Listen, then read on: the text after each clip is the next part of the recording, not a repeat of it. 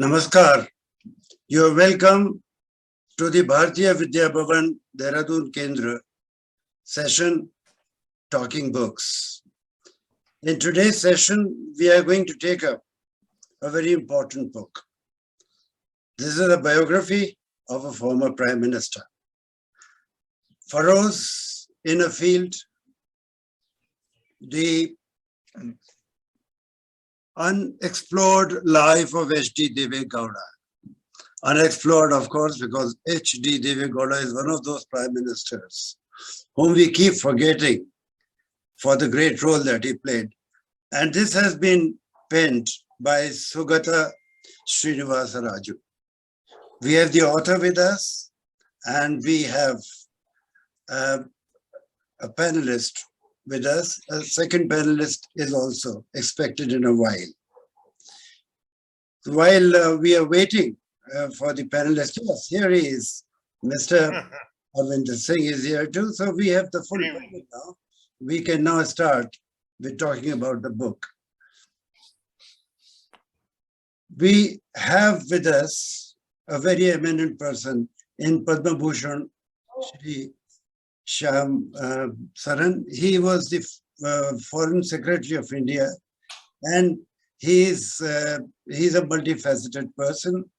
He writes essays which we have been reading in newspapers. Those columns are like gold coming to us in form of a lot of knowledge about how foreign affairs are to be run, and his expertise also is in the field of environment. He's also an author of an important book called How India Sees the World from Kautilya to the 21st Century. You're welcome, Mr. Shyam Saran. Thank you. We also have Mr. Arvindar Singh. He's an author, a columnist, and an entrepreneur. He is also a biographer, and therefore he is very vital to this conversation. We'll talk to him later when we talk about the biography he has written. And of course, the third person that we have is the author himself. Mr. Sugata is a bilingual journalist. He writes in English and in his native Kannada. He is an author and columnist, and is a much-traveled person. He has studied abroad, and I see a lot of scholarship in what he has written. So the book that we have today with us is some kind of a huge collection of his knowledge about the local hero of Karnataka, the former Prime Minister, Mr. H.D. Deve Gowda. I need not tell much about the book because I'll now request Sugata to please tell us the journey through which he went when he wrote this book. Sugata. You're mute. Sugata, you're mute. Yeah. Thank you very much, sir. Thank you for the generous introduction. I'm really grateful to the Bharatiya Vidya Bhavan in Dehradun for hosting this discussion on the book. And I, in particular, thank you because you've taken so much of interest. And I'm really privileged and honored that Mr. Ambassador Shyam Saran is here. And as a newsman, looking at him from a distance, I used to be in Outlook when he used to be in Action. And, he has always come across as a picture of composure and great scholarship. And I don't miss anything that he writes in the newspapers, of course. And Mr. Arvindar Singh is here. He's a fellow biographer, and he's a biographer of Morarji Desai, who figures a lot in this book. Because Mr. Morarji Desai happened to be the mentor of Mr. Deve Gowda, which was not known to many people. So I have an entire chapter in the book on Morarji Desai. I'll proceed now to just make a few initial remarks as to what this book is about and why I wrote this book. So the question that I'm often asked, which is a very strange question indeed, is why I wrote this book. So I usually tell people you should read the book to find out why I wrote it. Because I see a lot of hidden prejudice in that question. as to why I wrote this book. And when the book finally appeared and I accepted the Penguin Commission and the book finally appeared, a lot of people started saying that this is a rehabilitation of Mr. Deve Gowda's legacy. Initially, they asked me why I wrote the book, hoping and thinking that I will say that, I'll offer some kind of weak response. But then they started saying that this is a rehabilitation of his legacy. But I should say that this is not a rehabilitation. This book is not about the rehabilitation of Mr. Deve Gowda's legacy, but it's about restoring the balance. It's about restoring the balance of post-independent Indian history, when some characters are forgotten and some characters are celebrated. So this book, I see it essentially as some kind of restoration of balance in the post-independent Indian context. And once I mentioned that, people also start complaining about the book, in the sense it's too long. They say it's too long, and the book is 600 pages. So I often try to tell them that, see, I've stopped the book effectively at 2004. And if I had sort of made it, if I had updated the book and brought it till 2021, I would have had to write another volume, because I've left out Mr. Deve Gowda's, building his own political party, then his party coming to power, and all that has happened after that. He's been extremely active in the last 25 years, and I don't think there's any other Indian politician who has been so involved in politics. He's almost an nonagenarian. He's going to be 90 very soon, and he's still active and involved in day-to-day politics. So I keep telling them that this book may be 600 pages, but there's lots more to write about. Now, keeping all those hidden prejudices and questions that are posed at me, I would like to tell why I wrote this book. Larger interest, why the subject of Deve Gowda's life interested me. First of all, I decided to write this book in 2019, early 2019, because I saw a kind of conniving impulse to centralize in the Indian context. There was a deep impulse to centralize everything, governance and stuff like that. So I saw Mr. Deve Gowda as a federal champion. So I thought, this is a response to the times that we are living in, where we need to speak about a federal character. So Mr. Deve Gowda became a representative, not so much of a very homogeneous nation that we try to always construct, but he became a stellar symbol of the union of states, so to say. So Mr. Deve Gowda became important because there was a conniving impulse of centralization, and he looked to me as a response to that. And number two, the second point that I want to state as to why I wrote this book is Mr. Deve Gowda was not part of the Anglophone elite or the Hindi elite, which commanded the power space in a place like Delhi. So that was another reason. He looked very, very different from the Anglophone elite who had been writing post-independent Indian history, in a very constricted manner, because they were looking at material that was available only in English, and they were not looking at the states. They were not looking at other stellar federal characters. It could be Devraj Aras in my own state, or Kamraj, or Annadurai, or others who had done so much in the post-independent context and who had influenced Indian politics, and they were not looking at all of that. So Deve Gowda, for me, was interesting because he was not part of the Anglophone elite. He was not part of the Hindi elite either. And not just from the linguistic perspective, but also from the caste perspective. Mr. Deve Gowda, for me, was very interesting because he was from the bottom of the Varna hierarchy. He was a Shudra.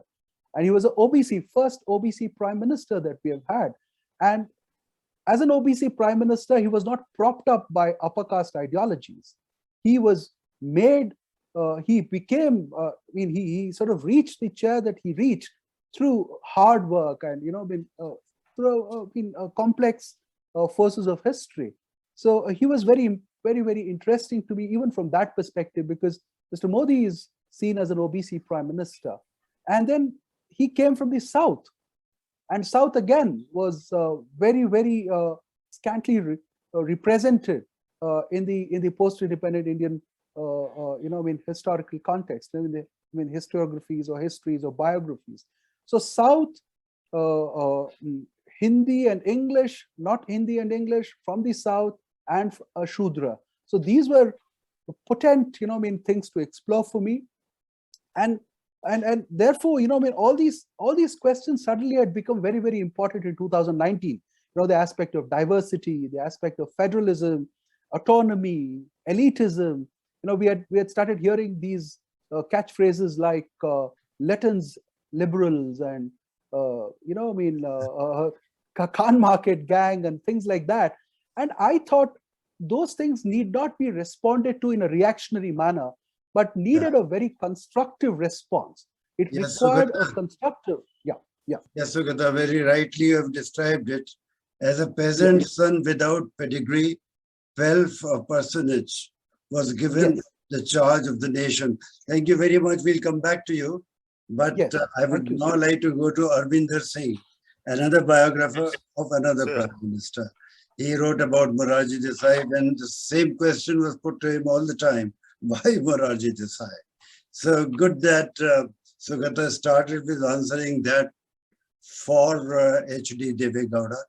Now, do you find, Arvindar, do you find any similarities between these two prime ministers, the one whose biographer you are and the one of Sugata is a biographer? Sir, thank you. Morarji was in many ways similar to Deve Gowda, as well as dissimilar also in many ways. Morarji Desai had worked with the British government. He had been a civil servant, and he had English education in one of the renowned colleges of Bombay. However, like Deve Gowda, he was a man who rose from the ranks of the party and rose to the pinnacle as Prime Minister. Morarji was a bit blunt. Deve Gowda is also conveys his message, but not with the bluntness which Morarji Desai had. Apart from that, I would also like to cover the aspect that Deve Gowda considered Morarji Desai his mentor. Both of them had simple habits in their personal life. That is another thing which was in common with them.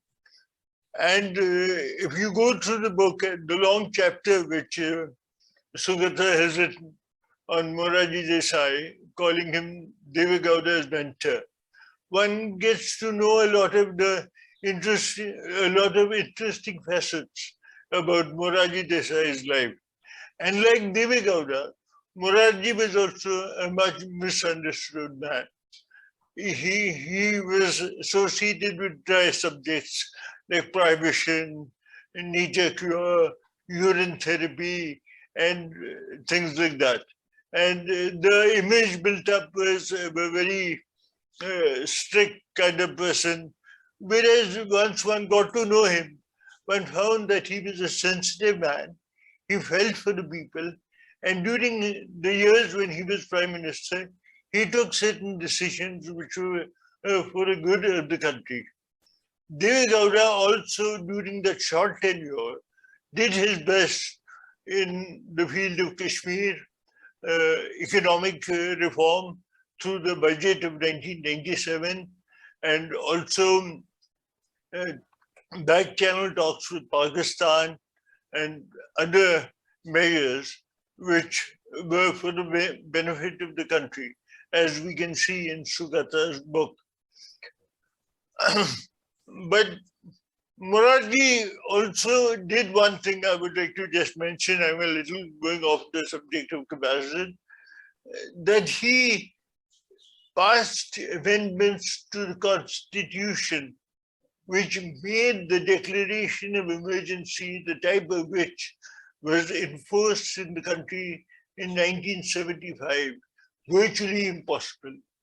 No government today can declare an emergency, the like of which was declared in 1975.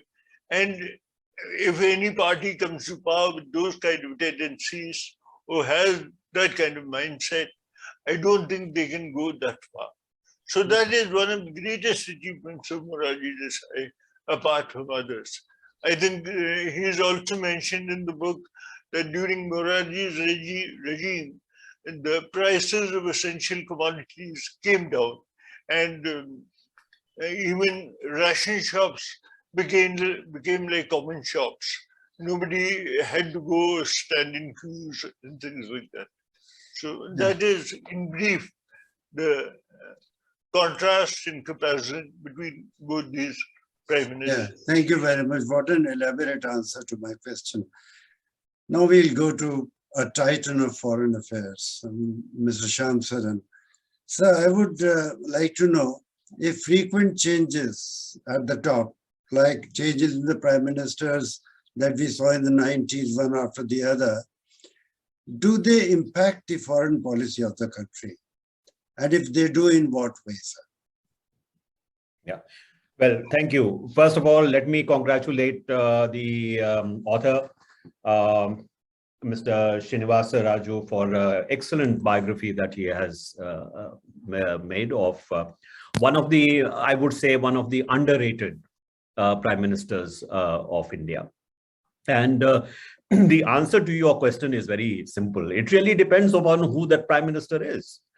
You know, I had the good fortune of serving in the prime minister's office during the time that Chandrasekhar was prime minister, only for 4 months. And yet, you know, my experience was that even in those 4 months, he sort of displayed the kind of leadership, a kind of, you know, decisiveness, which perhaps many other prime ministers of India had not, you know, displayed in the past. So the simple answer to your question is really depends upon, you know, who is the person that we are talking about. And in that sense, I think, as I said, Prime Minister Deve Gowda was an underrated prime minister, despite the short period that he served in. I think within that period, he achieved some remarkable, you know, things for India. So I'm, of course, looking at it from the foreign policy aspect. And here is a person who has very little experience of foreign relations. You know, he has been a chief minister, of course. His exposure to national politics, his exposure to international politics has been somewhat limited. And yet, if I look at some of the key foreign policy issues which came up during the period that he was prime minister, he did remarkably well. I mean, take, for example, the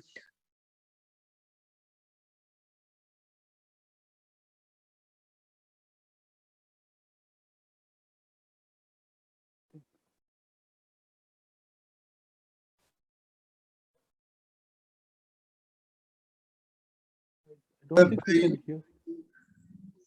Yeah. Sorry, any problem? Yeah, no, it's fine. No, it's fine. I think I think somebody from your side muted me.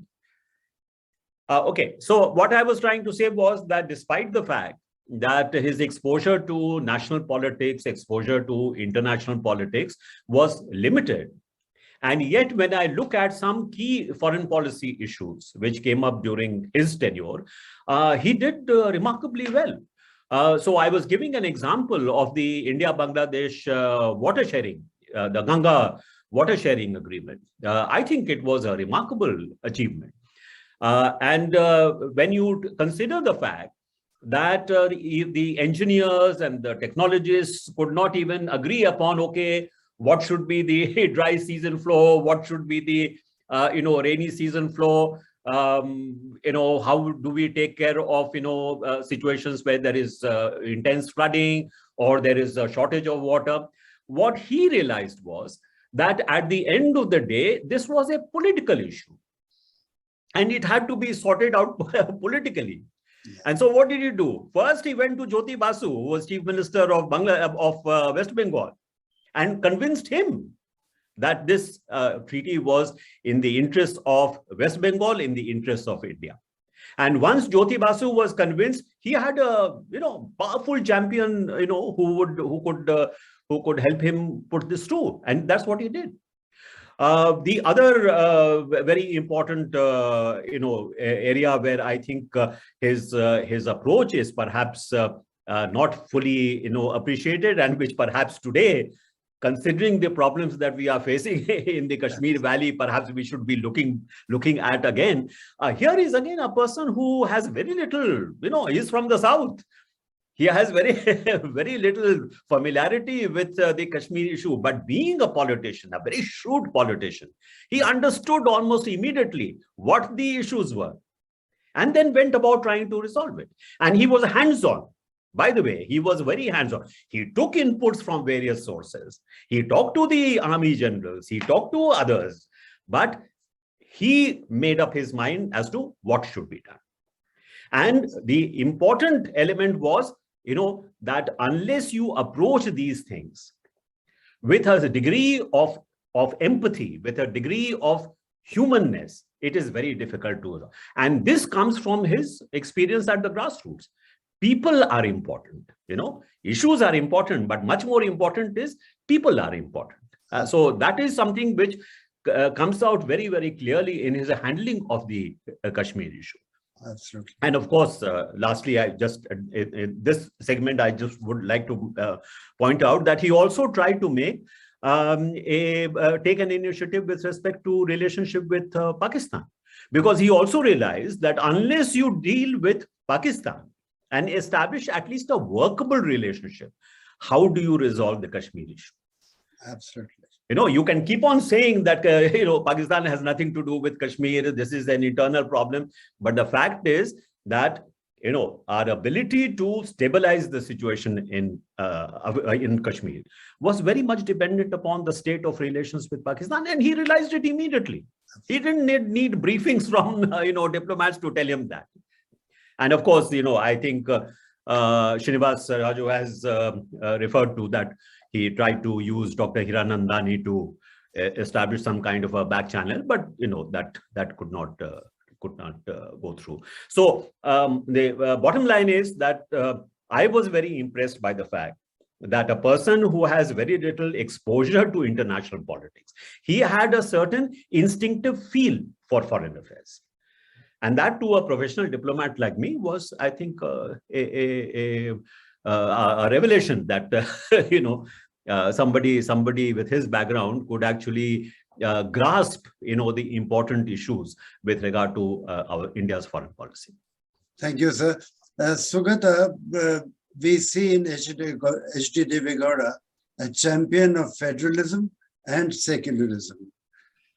What is the legacy he is leaving for, if not the whole country, for the state of Karnataka, where we see a change from one party to another party ever so often, and one sees an increasing impact of the saffron parties in that state?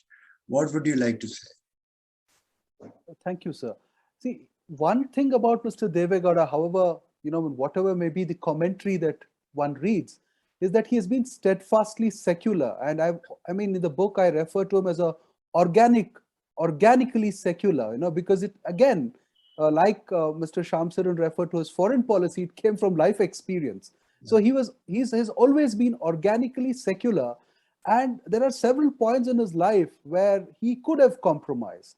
In fact, Vajpayee offers to sort of, offer support to him. It comes through various channels to him. I mean, his government is about to fall, and he puts Bala Sahib Thackeray on the job. Then there is Sahib Singh Verma trying to approach him, and then finally Jashwant Singh goes with a small chit just before the vote of confidence, and he says, "No, I think I'll be finished if I sort of accept support from Vajpayee." So he always had a very warm feeling towards Vajpayee because Vajpayee had made this gesture, but he remained steadfastly secular. And the other instance is when his son crossed over, or when his son took the support of the BJP and became chief minister in 2006, and it happened without his knowledge. I mean, people don't believe that it happened without his knowledge because, he's so entrenched in politics that they think that the son did not sort of, I mean, the son must have told the father, and it's a kind of a game. But I could not sort of put out all the documents because there was a kind of confidentiality thing, patient-doctor confidentiality thing. But I have seen detailed notes of the therapy that he had to go through. He sort of lost his voice for 6 weeks, and he became extremely violent, and he lost his gait. He used to be an upright man standing straight, and he almost looked like a wrestler. But I mean, he lost his sort of back bent, and that gait changed because he was psychologically deeply wounded. And as a result of that, I mean, in 2008, he sort of vetoes and does not transfer power to the BJP. So that steadfast commitment to secularism, or what, not the kind of theoretical propositions that are made, but the simple argument that we need to coexist with everybody. That was his principal idea, and that came to him from his childhood and his parents and his upbringing. And as I've mentioned, I mean, there was a Muslim family which accommodates him in their outhouse and looks after him when he does not get a room to stay and study. So he's deeply indebted. And there is a Muslim hand, who's working on his father's paddy farm, and then he is sort of helping him to write the Urdu language. So he has warm memories of the other, I mean, the Muslim other. And then I think he sort of, his common sense and his pragmatism sort of tells him, like in the foreign policy issue that we just heard, that it's India is a very diverse country, and you cannot sort of try to impose one thing. So his democratic engagement is another legacy that he leave behind. It's a stellar engagement, democratic engagement, which we don't see today, because as a prime minister he held the Janata Darshans. Which prime minister would do that? He traveled in an open jeep and went to Kashmir 4 times in 11 months, and no prime minister had been there in 9 years. And at the launch of this book in Delhi, Farooq Saab was also there, and he almost wept. He said, "I'll remain grateful to you all my life, and people of Kashmir will remain to you grateful, because you were very sincere with the people of Kashmir." So That's very touching. so democratic, engagement, secularism, and of course his deep understanding of irrigation and river basin planning, which someone like Mr. Nariman endorses. When coming from Mr. Nariman, I take it with a great deal of whatever. So in his irrigation, his knowledge of irrigation, his knowledge of river basin planning, which helps him solve the Faraka thing with the Bangladesh thing, in just 4 days, 5 days flat. He's also an engineer, by the way. So he's making the calculations himself. And in the 70s, he traveled the world at his own expense to understand dams and terracotta dams. And here was a man who was never underprepared. He was underrated, yes, but he was never underprepared. And these are some of the things that I think he'll be remembered for. Democratic engagement, his steadfast secularism, and his knowledge of the river basins, and the way he solved Tehri, the way he sort of handled the height of the Narmada Dam, the Faraka Treaty. I mean, all of this, he's the only prime minister. I realized while I was writing the book that he's probably the only prime minister who has dealt with so many rivers of India. Yeah. It's Ganga, Narmada, Kaveri, Krishna and Kaveri were his life projects. But that's something which is fascinating about Mr. Deve Gowda. Thank you, Sugata. That's so wonderful to hear about the kind of rootedness that this Prime Minister had. He, of course, rose as an individual, then became an important player in Janata Dal. Now, Janata Dal is an ongoing experiment. And one of the other players from Karnataka was, of course, Ramakrishna Hegde. I'll come to Arvindar to tell me if he has to say something about the kind of roles that Ramakrishna Hegde played in the formation or the destruction of people like Deve Gowda and his other colleagues.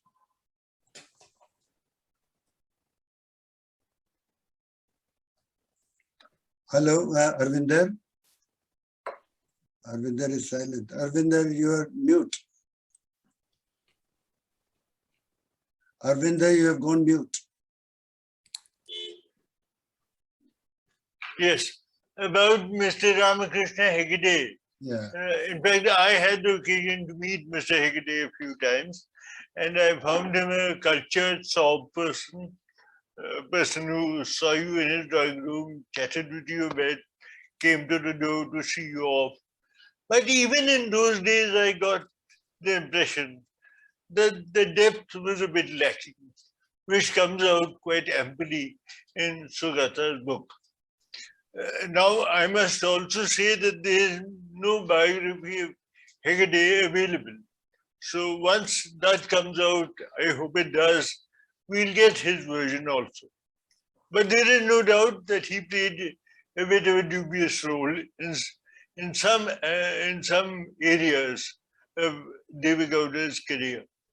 Like in 1978, when the assembly elections were about to be held and the Janata Party had a good chance to come up well, if not win the elections, at the last minute, without Deve Gowda's knowledge, he changed a large number of candidates.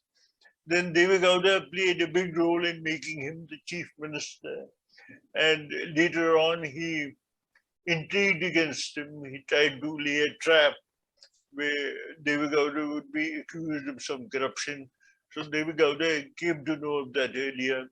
And then they fell apart. And then there was that episode of telephone tapping, which ultimately brought down Hegde's government. Apart from that, I think then they came together for a short period when Deve Gowda was the chief minister, and then they fell out when Hegde was expelled from the party because he made certain remarks on Deve Gowda when he became prime minister, which was hitting very much below the belt and against party discipline. So that was the basic story.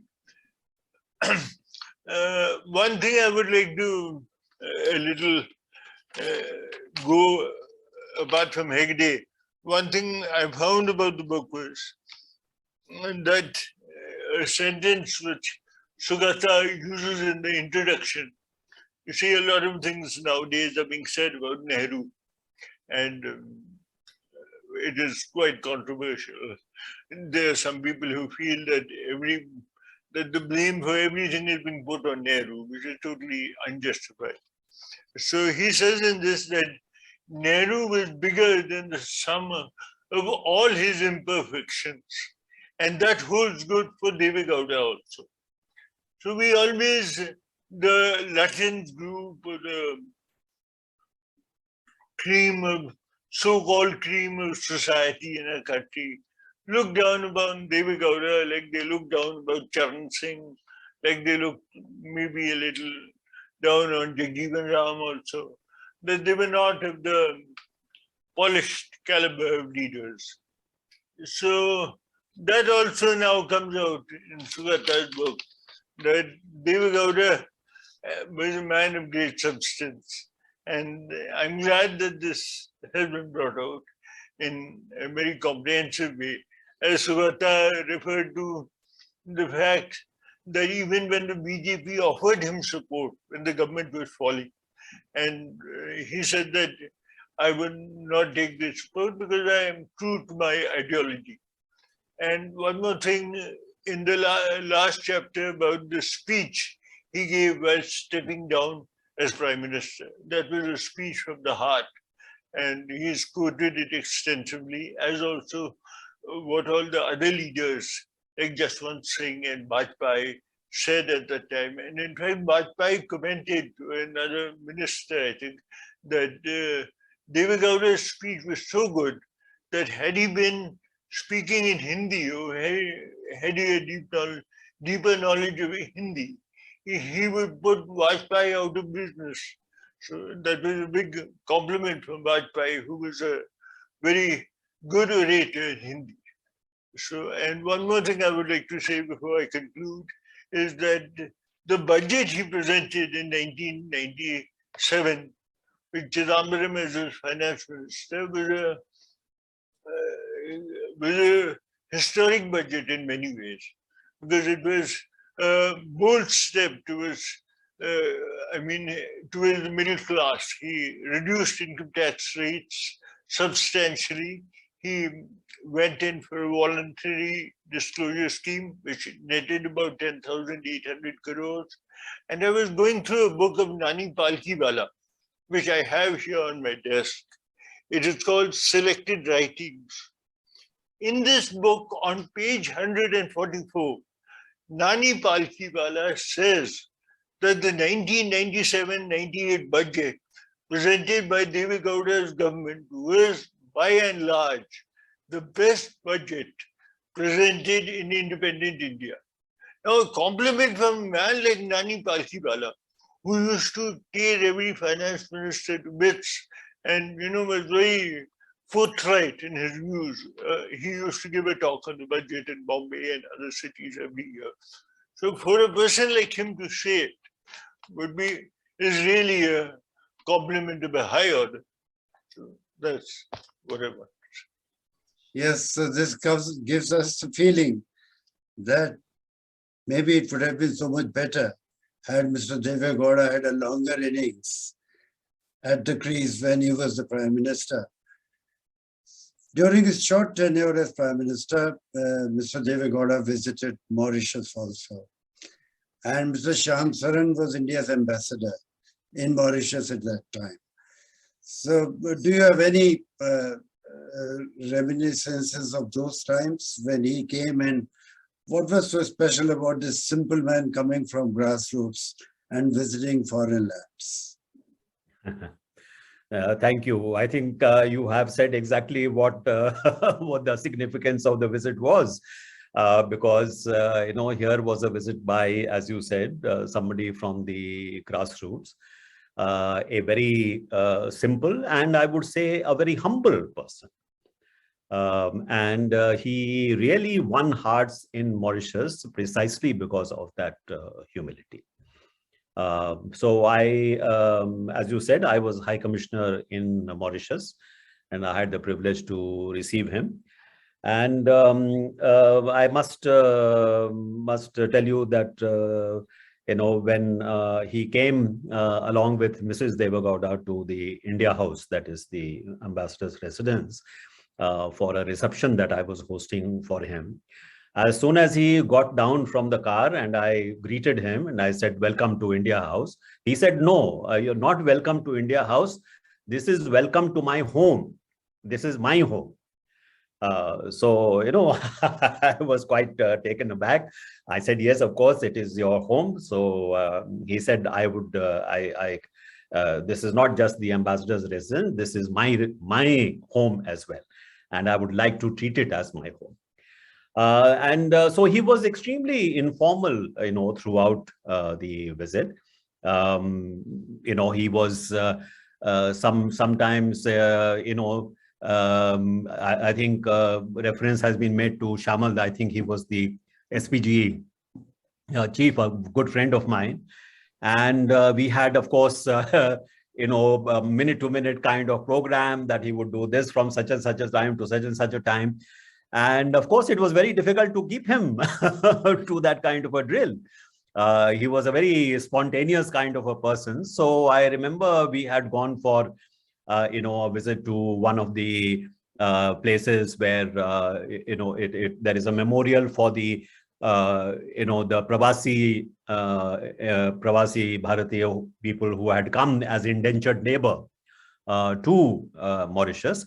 So we had gone to just pay respects there. And of course, after laying a wreath and saying a few words and writing in the guest book, he was then supposed to get back into the car and leave. And he sort of suddenly decided, because he saw that a large number of people had gathered around that location, he just waded into the crowd. With all of us following, and of course the security were very, very, tense and, very worried what would happen. But he spent about almost half an hour, just walking through the crowds, greeting people, talking to them.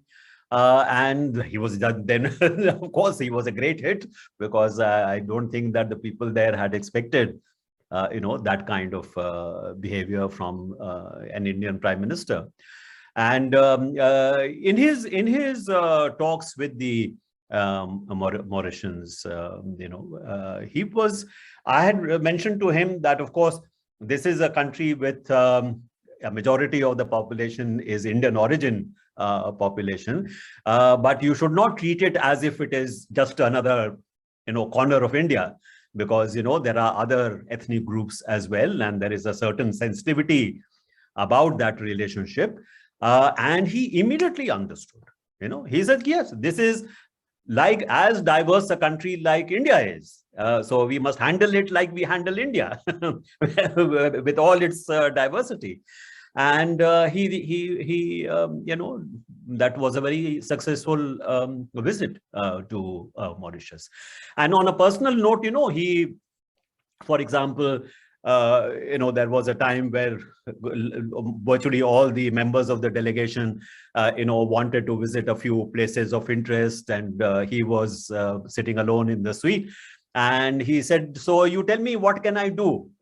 What should I do?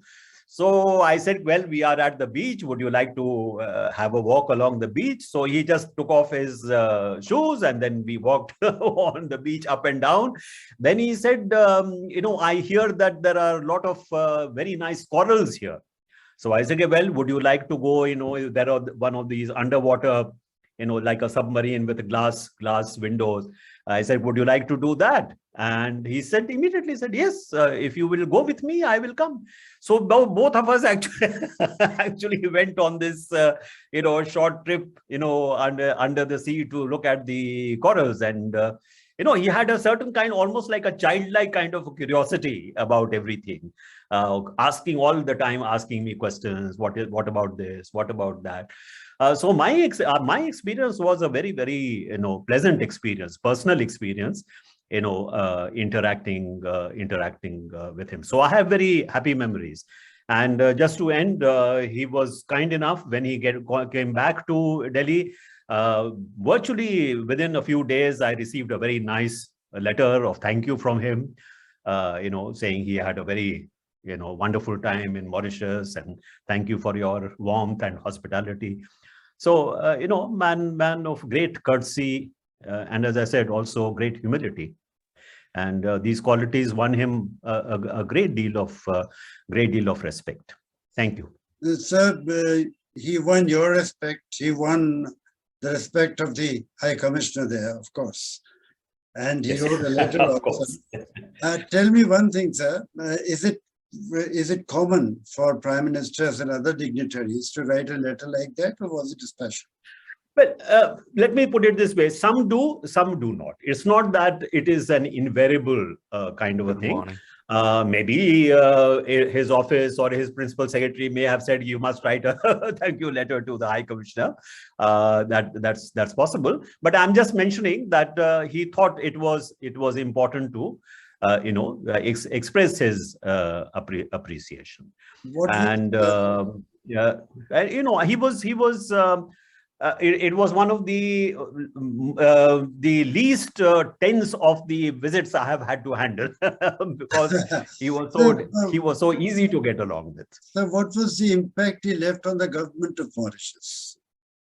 Well, much more than the government of Mauritius, he left a tremendous impact on the people of Mauritius, because they had not quite expected him to have that kind of a very common touch. Don't forget that in Mauritius, an Indian Prime Minister is a kind of a, very, very, important figure, a person of great eminence, and a person who has a lot of respect and reverence. So the fact that he was ready to sort of go within the crowds, just greet people, talk to them, this was something which they were not used to at all, So it made a very big impact on him. And of course, the relations with Mauritius and India are very close. They are, not just the political side, but the cultural side, the, sense of kinship is very strong. So he understood. First of all, he carefully listened to whatever briefing I was giving to him about the composition of the Indian population there itself, which are the places that they come from, how they have retained their cultural roots, languages. So that was one of the things that the demand was made, that there should be more assistance to these various communities to sort of continue to keep their languages alive, keep their cultural traditions alive. And he was very, very forthcoming on all the issues that were raised. He was very, very forthcoming. Of course, he would turn around and say, "Here is the High Commissioner. He will he will get everything done." So very interesting. yeah, he had a very good Thank touch. you very much. This was very insightful, really. Thank you so much. You might have heard a bit of disturbance while this session was on, and these are spammers who are trying to disturb us. I apologize to the participants for this. Before I go back to Sugata for his next comment, I forgot to do something initially, and that is introduce myself. I am today's moderator. My name is Aloke Lal. I am an author, and I served in the Indian Police Service. So I'll go back to Sugata now. Sugata, there was no dearth of drama in the life of Mr. Deve Gowda. He was for 5 times, at least, as you have mentioned in your book, the worthy candidate to be the Chief Minister of Karnataka. He wanted to become the Chief Minister, and at least 4 times he was denied what was due to him. The 5th time he was almost denied. But then when he was Chief Minister, he was pulled out of Karnataka to become the Prime Minister of the country. And there he was a reluctant person. He didn't want to become the Prime Minister, as you have mentioned. So very interesting that in these 2 very key assignments, A, as the Chief Minister of the state from which he came, and then B, as the Prime Minister of the country. Your take on the drama that accompanied these 2 occasions? Yeah, thank you, sir. So yes, you're right that he was constantly trying to be Chief Minister from 78 on. And Arvindar spoke very eloquently on the Ramakrishna Hegde factor. See, Ramakrishna people outside of Karnataka never realized, although Mr. Ramakrishna Hegde was being referred to as Mr. Clean and Prime Minister material and all that, even by people like Salman Rushdie, people never realized that he never had a constituency in Karnataka to contest. And each time he had to win, Mr. Deve Gowda had to either bring him through the back channels, back door, or take him to a Okaliga dominant constituency and get him elected. 83, when he had no constituency and no hope of winning anywhere else, Mr. Deve Gowda took him to Kanakapura, which is a hotbed of Okaliga politics, and he was made the chief minister, and he got him elected after that. So Mr. I think there's a spamming thing happening. Okay, so there was, so finally he becomes chief minister, and even then there is a bit of an effort to sort of block him from getting to the chair. But that is again, Mr. Biju Patnaik is witness to the whole thing, and Mr. Biju Patnaik is also sort of treated very badly by Mr. Ramakrishna Hegde, because at a press conference he says Deve Gowda is the natural choice. So Mr. Biju Patnaik I mentioned particularly because he was the one who proposed his name as both chief minister and prime minister. So he had a quite kind of a role, very historic role in the life of Mr. Deve Gowda. So this whole thing, he never wanted to be prime minister. I mean, you're right about the thing. He never wanted to be prime minister because he had been chief minister for less than 2 years, and that 94 moment had come after nearly 30 years of waiting. And he thought, and his position in Karnataka at that point of time was so strong that if he had continued, he would have ruled the state for 20 years like Jyoti Basu. And that's precisely what he tells Jyoti Basu when he's pushing him to become prime minister. He has the veto because his party has rejected his candidature, and he's saying, no, Deve Gowda, you should become Prime Minister. So he says, sir, please let me be. No, don't try to do this. Don't be unfair to me. I want to be like you. And he catches hold of his feet, which is very quite dramatic. And he says, sir, you should not propose my name because I want to be like you. And then Mr. Basu comes up with this googly, and he says, okay, let's put an advertisement out in the Times of India or any other newspaper, and we'll say we need a secular alternative to Vajpayee, and we will say we don't have a candidate against Vajpayee. Is that all right with you? Then, he's put on the mat, and then he looks at Lalu, who's standing there. He says, go and announce that it is Deve Gowda. See, and many people think Deve Gowda was a lottery prime minister. His name was picked in a lottery. It was not so. See, Jyoti Basu and Harkishan Singh Surjit have followed his career from the 70s very closely. And Mr. Deve Gowda, as a 29-year-old opposition or 30-year-old opposition leader to the mighty Devarajaras, had sort of, brought us hollow down. And he was, at that point of time, also the chairman of the Public Accounts Committee.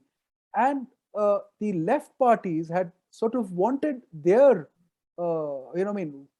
has often cited Mr. Deve Gowda as example as to how a Public Accounts Committee chairman should function. So they had actually watched his work very closely, and they knew that this man was a great administrator, and he knew the pulse of India and pulse of the people. Even I refer to even Professor Madhu Dandavate speaking about, contrasting Gujral and Deve Gowda and saying that Deve Gowda always understood what the people wanted, and he understood the pulse of India. So Mr. Deve Gowda, this drama part of it is very, very correct. He never wanted to be there. And then finally, when he has to agree, he picks Mr. Meenakshi Sundaram to travel with him. He was his principal secretary in the state.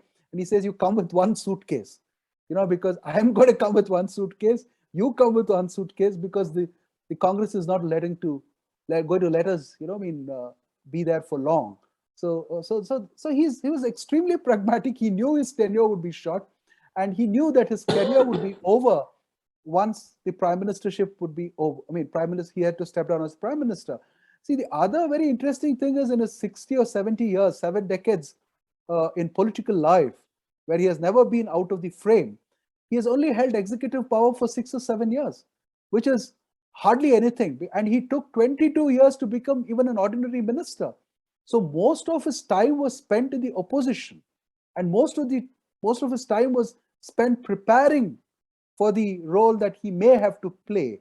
And I don't think he was very, very confident till he actually sat on the chief minister's chair that he will be chief minister, because he saw this kind of, there was Lingayat politics on one side, there was the Brahmin and Ramakrishna Hegde politics on the other side, and he was the one who was actually getting the party to power, bringing the party to power, because he was the state party president and he was the mass leader, so to say.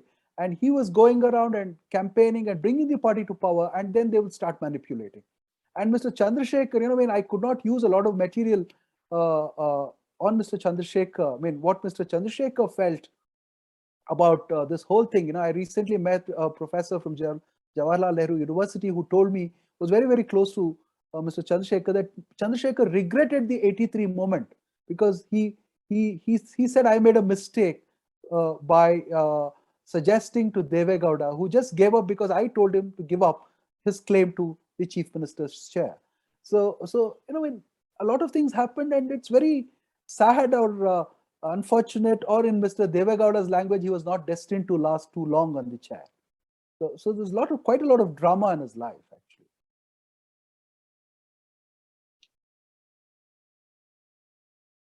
I think you're mute. No. Sorry? You were mute. Now, can you hear me now? Can you hear me? What I was asking you was that Mr. Deve Gowda's excellent magnum opus that you have written, 600 pages, ends in 2004-5.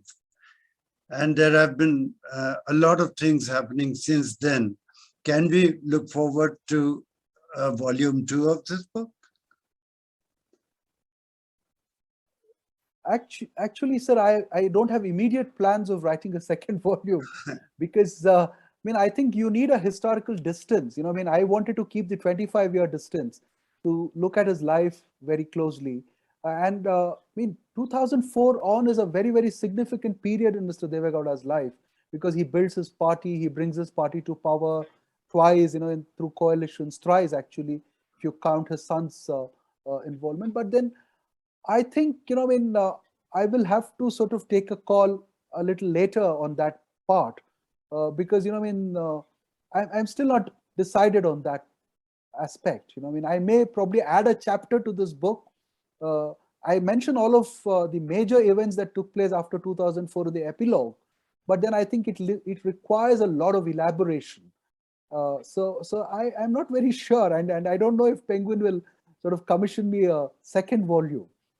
They've commissioned me 2 other books, but then I don't know if they're going to commission me a second volume to update Mr. Deve Gowda's life. Mr. Shyam Saran, sir, there are a few lines which you have also read in the book, which Sugata has so rightly written. Our democracy not rigged or captured by elites. And there was indeed space for a self-made person, a story that generated hope and continues to do so.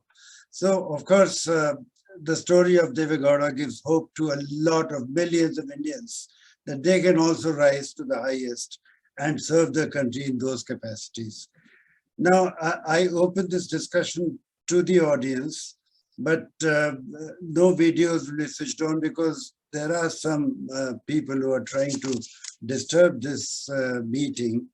So these miscreants have been thrown out one after the other, but still some others might do some mischief.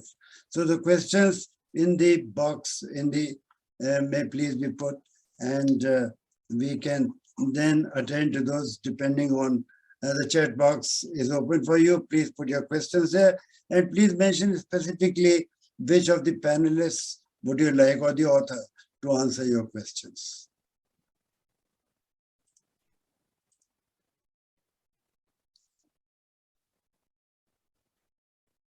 Can I see any questions here? None so far. So we can go back to Arvindar. And in case you have a question of the author, please do come with it.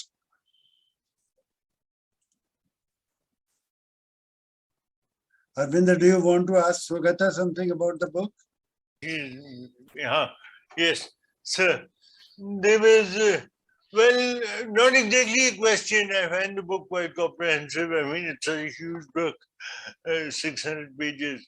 One thing I would like to point out to Sugata, there's a mention that either Mr. Gowda has said it or he has written it in the book, that when Morarji Desai was in detention during the emergency, he was in a guest house in Haryana.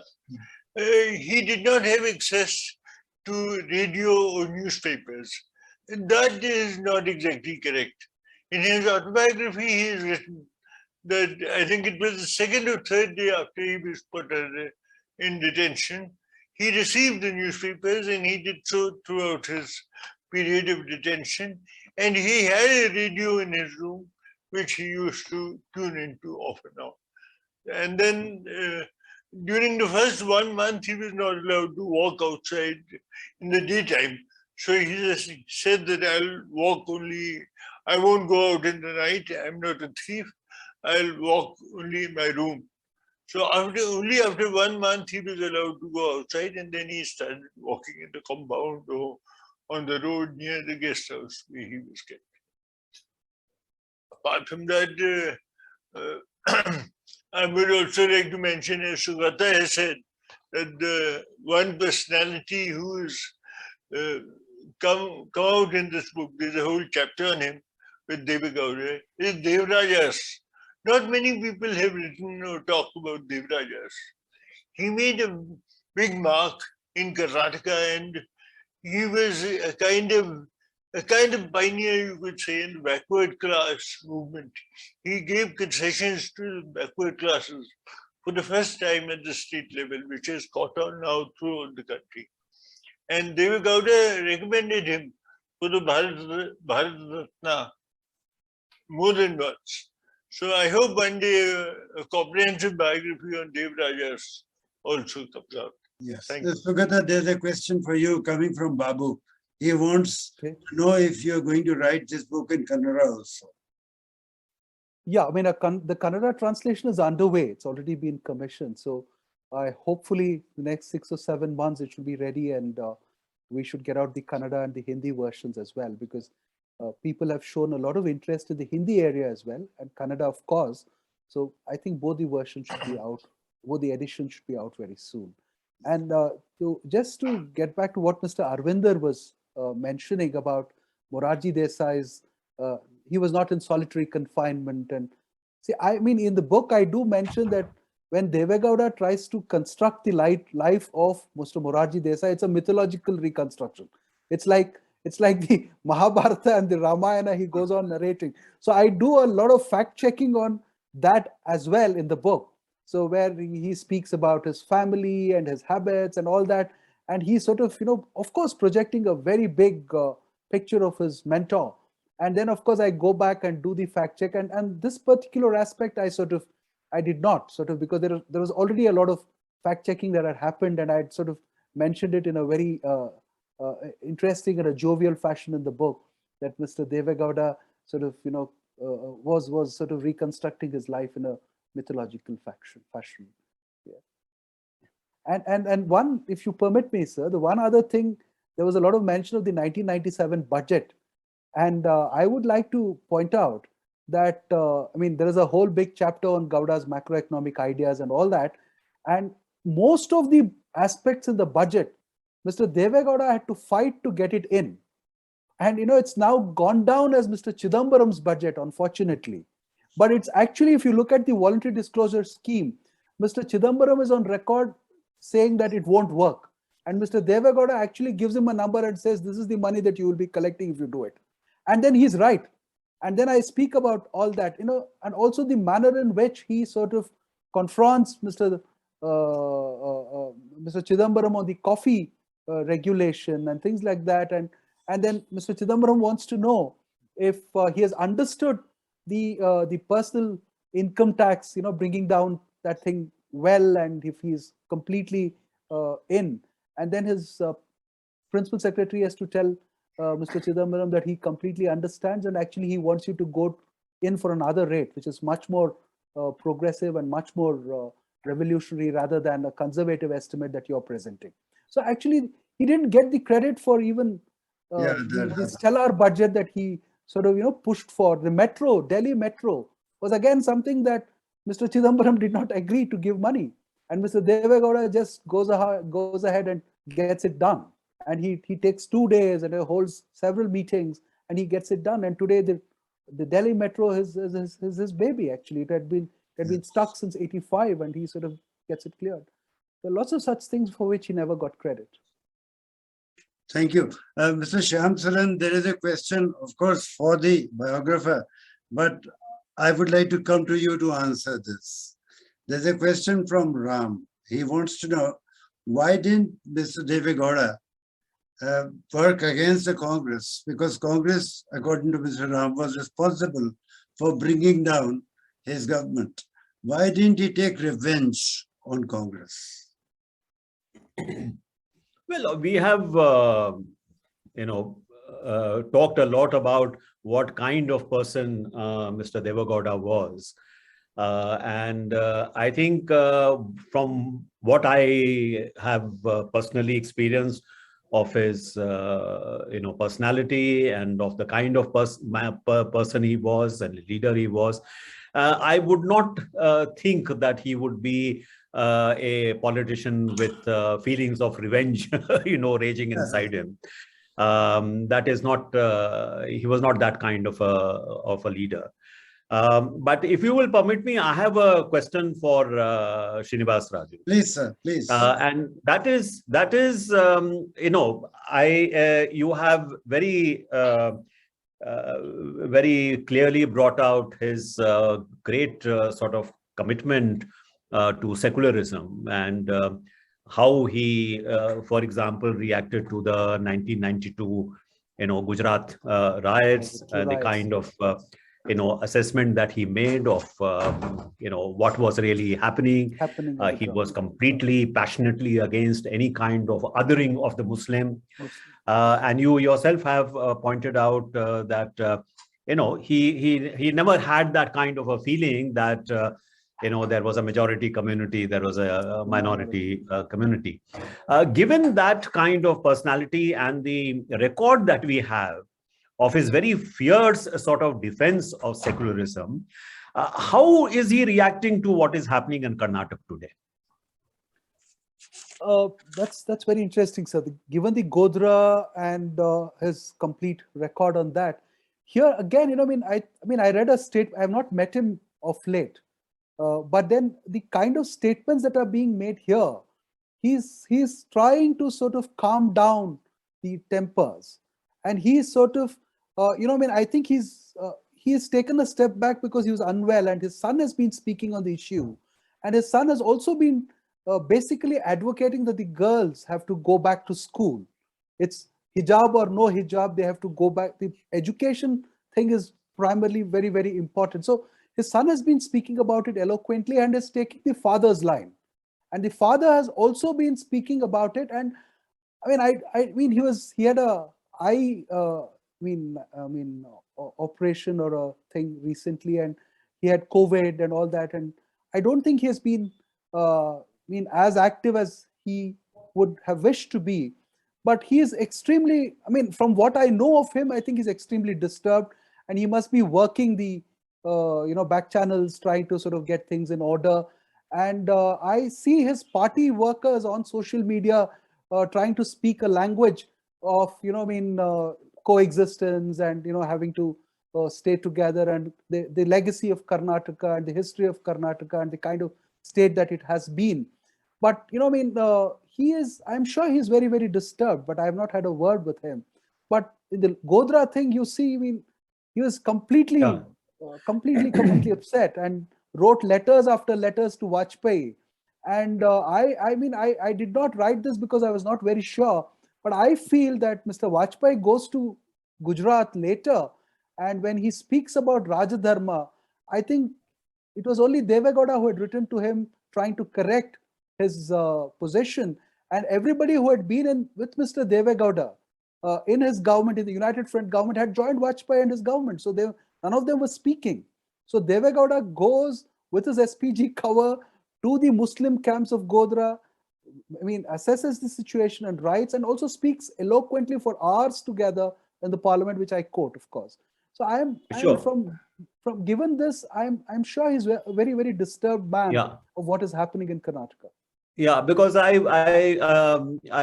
must say that I'm quite puzzled by how amongst the southern states, Karnataka has gone in this sort of very communal kind of direction under the BJP, when there has been actually quite a resistance to that amongst the other southern states. Despite a tremendous effort made by the BJP, they have not been able to make much inroads. Absolutely. But Karnataka is somehow an odd man out in that. Actually, I do point out in the I do point out in the book that the first transfer of vote or first conceding of the vote share happens in 1999, when Mr. Ramkrishna Hegde and J.H. Patel and all these former socialists, break away from the Janata Dal and, from the secular thing and go with Mr. Vajpayee at the BJP. So they contest. It's not Mr. Kumaraswamy in 2006, tying up with the BJP for the first time. It all happens in 99. And it is the socialists in Karnataka, sadly and ironically, who are leading that kind of a combination, and who are sort of George Fernandez, becomes a champion of that. Professor Madhu Dandavate has written very eloquently about how much Deve Gowda and he tried to stop this kind of a happening, but then they were not successful. And ever since this has happened, but Yediyurappa, who was the BJP's face in Karnataka, was not so much into communal, or he had the Hindutva air cover, but he was more a mandal politician. He was working the castes in the traditional Karnataka style. So as long as he was there at the front, we did not see this kind of polarization. But Mr. Deve Gowda must be extremely pained that his very close friend S.R. Bommai's son, and ironically S.R. Bommai was a royist, and his son is presiding over this kind of situation in Karnataka. And he's been provocative himself right from the day he took charge as chief minister. He has said for every action there will be a reaction. So he's trying to please a certain section of the BJP, which in the past Mr. Deve Gowda has criticized. He has been very vocal about that. But of late, in the last 1 week's development, I'm sure he's gauging his thing and he'll come out with something. So there's a comment from Abhi, and he says that even the people of Karnataka have not given the due that should have gone to Mr. Deve Gowda. So that's a tragic situation indeed.